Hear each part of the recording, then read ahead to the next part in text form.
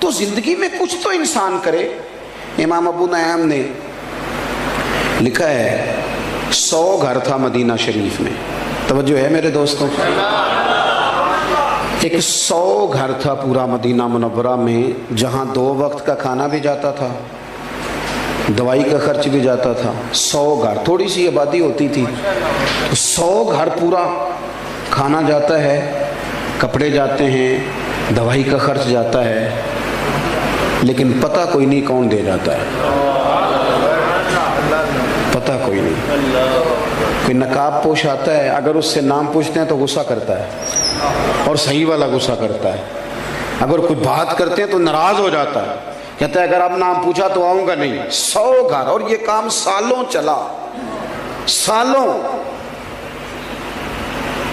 پھر اچانک نا کچھ دن گزرے تو وہ کھانا، وہ چیزیں آنی بند ہو گئی۔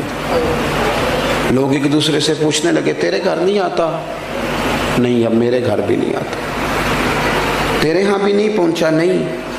اب لوگ ایک دوسرے سے تفصیلات لیتے ہیں، معلومات کرتے ہیں، کب سے نہیں آیا تیرے گھر؟ اس نے کہا 18 محرم سے۔ تیرے گھر کب سے نہیں آیا؟ 18 محرم سے۔ تیرے گھر کب سے نہیں آیا؟ اب دیکھو نا 18 محرم کو کیا ہوا، جب لوگوں نے تحقیق کی تو پتہ چلا 18 محرم کو امام زین العابدین کا انتقال ہوا۔ یہ شیر خدا کے پوتے 100 گھر تھا مدینے میں، اور جب ان کے بچے روئے ایک دوسرے سے سوال کیے، اور ان کا حال یہ تھا کہ جب ان کو غسل دیا جا رہا تھا تو کمر پہ موٹے موٹے نشان تھے۔ لوگوں نے صاحبزادہ گرامی قدر سے پوچھا یہ کیا ہے؟ کہنے لگے میرے بابا اپنے کندھوں پر اناج کی بوریاں رکھ کے رات کے اندھیروں میں غریبوں کے دروازوں تک پہنچاتے تھے۔ اکھاں جدوں میٹیاں زمانہ مینوں روے گا، وہ رات کو پہنچا کے آتے تھے۔ اب تجسس سے لوگوں نے پوچھا کہ حضور آپ جوان تھے، وہ بوڑھے آدمی بھی جاتے رہے؟ تو فرمانے لگے میں نے کئی دفعہ کہا کہ میں چھوڑاتا ہوں، تو پھر فرماتے تھے پتر اگر تو جائے گا تو پھر تجھے اس غریب کا نام بھی مجھے بتانا پڑے گا، تو میں کسی کو رسوا نہیں کر سکتا، وہ میرا اور میرے رب کا راز ہے، راز رہنے دے اسے۔ قل ان صلاتی و نسکی و محیای و مماتی للہ رب العالمین۔ میرے عزیز، زندگی میں کوئی کام ایسا کر جائیں، کوئی ڈیوٹی ایسی کر جائیں جو والباقیات الصالحات بن جائے، جو باقی رہ جائے ہمارے لیے۔ میں اکثر دوستوں سے کہتا ہوں، اکثر سے، کہ کچھ تھوڑا سا نا، وہ ایک درویش تھے نا دلی میں، تو چھوٹا سا کوئی دکانداری کرتے تھے، تو اکثر لوگ انہیں کھوٹے سکے دے جاتے، تو بابا جی قبول کر لیتے۔ تو آہستہ آہستہ لوگوں کو پتہ چل گیا کہ شاید بابے کو پتہ ہی نہیں سکے کھوٹے ہیں۔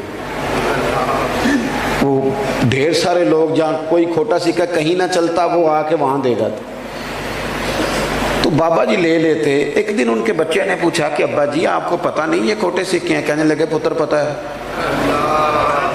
تو کہا آپ چپ کر کے قبول کر لیتے ہیں؟ فرمانے لگے ایک تو میری نیت یہ ہے کہ چلو میں دھوکہ کھا جاؤں باقی مومن بچ جائیں، اور دوسری بات بتاؤں گا نہیں۔ پتر نے ضد کی، کہا ابا جی بتائیں تو صحیح، آپ مجھے بتائیں کیوں کھوٹے سکے لے لیتے ہیں؟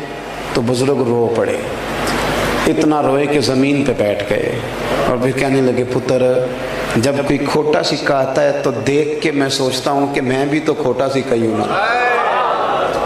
صبح قیامت جب رب کی بارگاہ میں کھڑا ہوں گا تو عرض کروں گا مالک میں نے ساری زندگی تیرے بندوں سے کھوٹے سکے لیے ہیں، تو بھی ایک کھوٹا سکہ قبول کر لے۔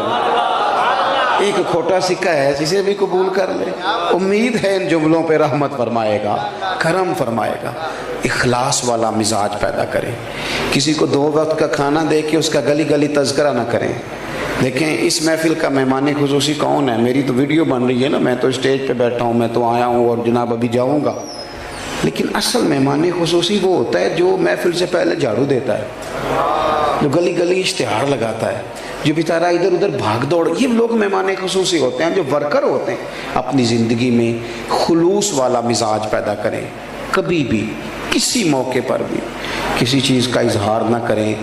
چیزیں جب ریاکاری میں آ جاتی ہیں تو وہ اداکاری بن جاتی ہیں، وہ عمل تکلیف والا بن جاتا ہے، جس پر ہمارے اسا فرمایا کرتے تھے، کسی کی بیٹی کی، کچھ لوگوں نے آ کے کہا جی ہم فلاں غریب بچیوں کی شادیاں کراتے ہیں، وہ جو غریب بچیوں کی شادیاں کراتے ہیں وہ انٹرویو خود دے رہے ہوتے ہیں، وی آئی پی وہ خود بنے ہوتے ہیں، مہمان خصوصی ہوتے ہیں، آگے آگے کھڑے، دولہے کی آج بھی عزت نہیں بیچارے کی، اجتماعی شادی ہو رہی۔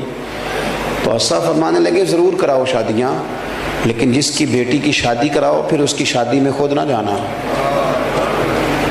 اس لیے کہ اس کا باپ تو تمہارے پیچھے ہی بھاگا رہے گا، شکریہ ہی ادا کرتا رہے گا، تھوڑا سا نام دے دو بس، ٹھیک ہے ہو جائے گا۔ پھر ہمارا ایک اور بھی ہمیں بات تنگ کرتی ہے کہ اوہو پتہ نہیں فلانا بندہ جو ہے وہ صحیح جگہ لگائے گا بھی کہ نہیں۔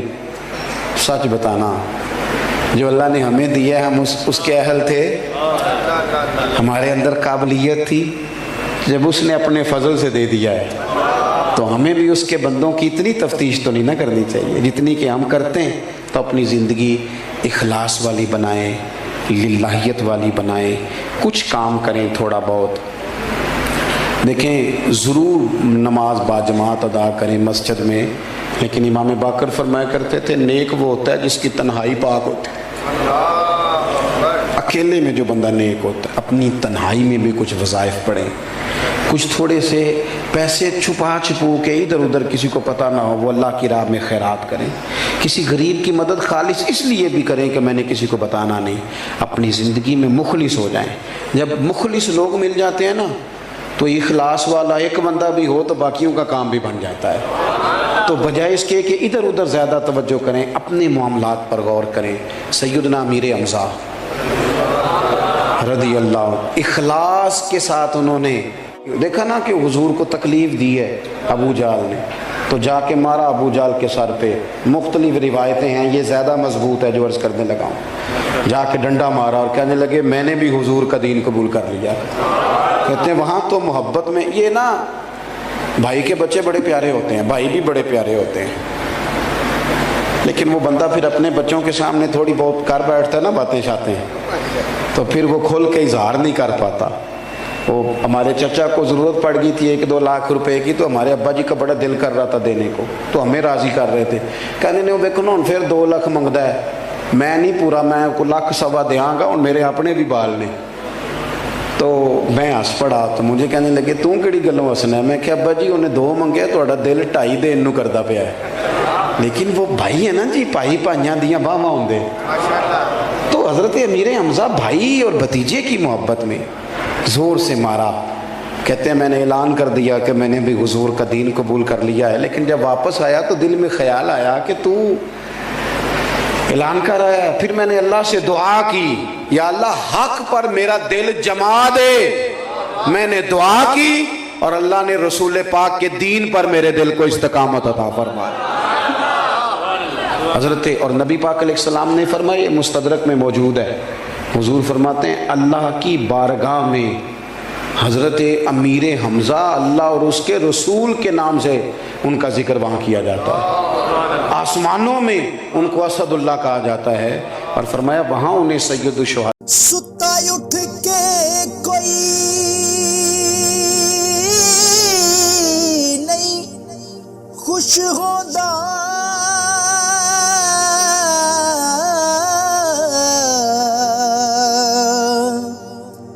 بڑے ستے جگا کے میں ویکھیا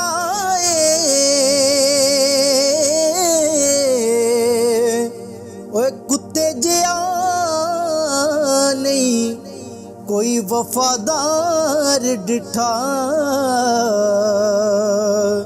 تے ٹکر سکا بھی پا کے ویکھ آئے۔